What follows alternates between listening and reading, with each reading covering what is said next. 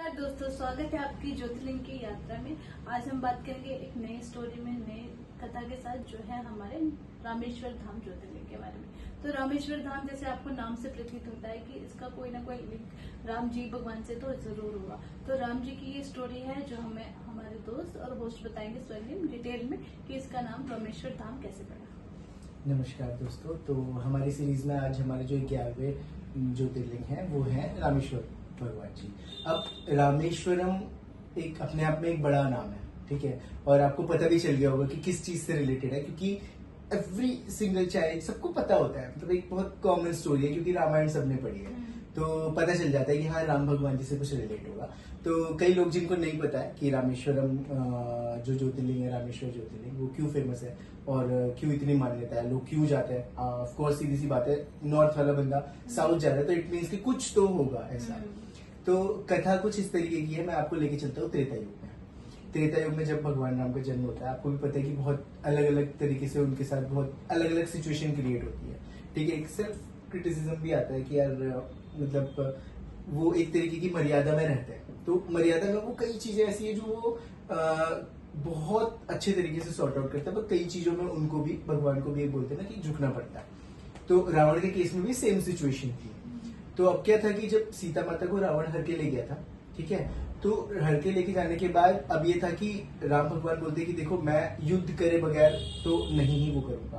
पर कई सिचुएशन ऐसी होती है कि वो कोशिश करते हैं कि रावण मान जाए। जैसे पहले सुग्रीव को भेजते हैं, फिर अपने हनुमान जी को भेजते हैं, विभीषण आते हैं, उनसे समझाया जाता है। और कई बार जैसे उनका जो बेटा है इंद्रजीत भी एक अपने आप में एक अलग वो है, उसके भी हम टॉपिक पे जाएंगे कि क्यों उनका नाम इंद्रजीत है। तो वो है, ठीक है।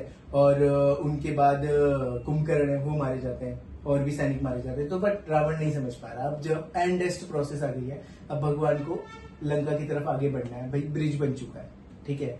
तो राम राम पत्थर के बहुत ब्रिज बना चुके हैं, हनुमान जी आगे बढ़ चुके हैं, कई सेना अब रेडी है, प्रिपेयर है टू बी फाइट, किया भाई हमें फाइट करनी है।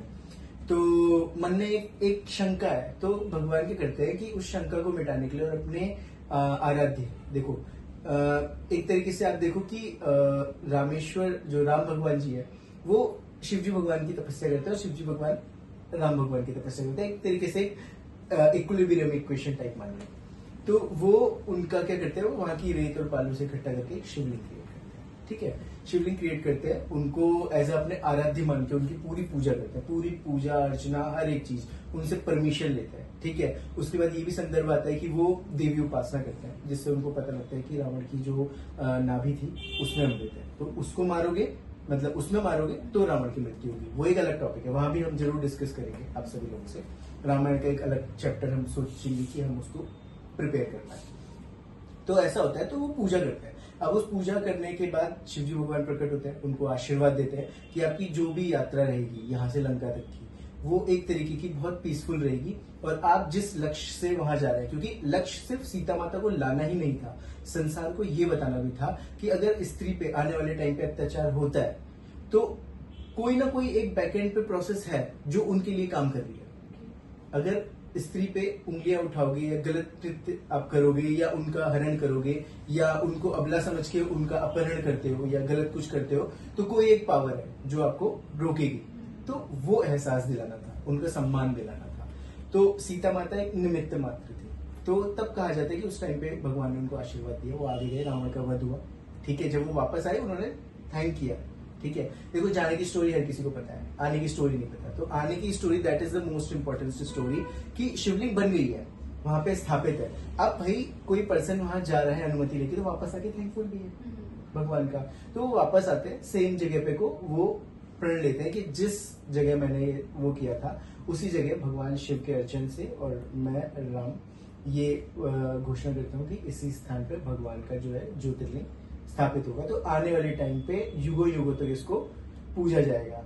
और जो भी भगवान, जो भी मतलब भगवान से अपने दिल से कोई भी संकल्प लेता है, कोई कठिनाई है किसी चीज पे, उसको प्रिपेयर होने जाना है, या कोई सपोज करो कोई एग्जाम दे रहा है, एक फॉर एन एग्जाम्पल जो स्टूडेंट्स देख रहे हो, जो फैमिली मेंबर है, कोई आपका केसेस वगैरह है, या कुछ आपका फैमिली मैटर चल रहा है, किसी चीज पे आप अग्रसर है, आप रामेश्वरम की पूजा कीजिए, आपको डेफिनेटली उसका फायदा मिलेगा। बेसिकली अगर किसी की लाइफ में कोई बिल्कुल। गोल है, अगर आप कोई गोल पाना चाहते हो और आपको लग रहा है कि मैं कैसे, मुझे नहीं पता कि मैं कैसे करूंगा या आप डाउटफुल हो, तो आप भगवान को रामेश्वर शिवलिंग को याद करिए और उससे आपकी सारी प्रॉब्लम शॉर्ट आउट हो जाएगी। बिल्कुल।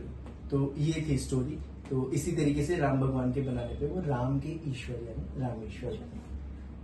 तो गाइस, आपको कैसे लगी हमारी स्टोरी हमें जरूर कमेंट करके बताएं। मिलते हैं नए एपिसोड में नई स्टोरी के साथ, तब तक के लिए आपको ओम नमः शिवाय।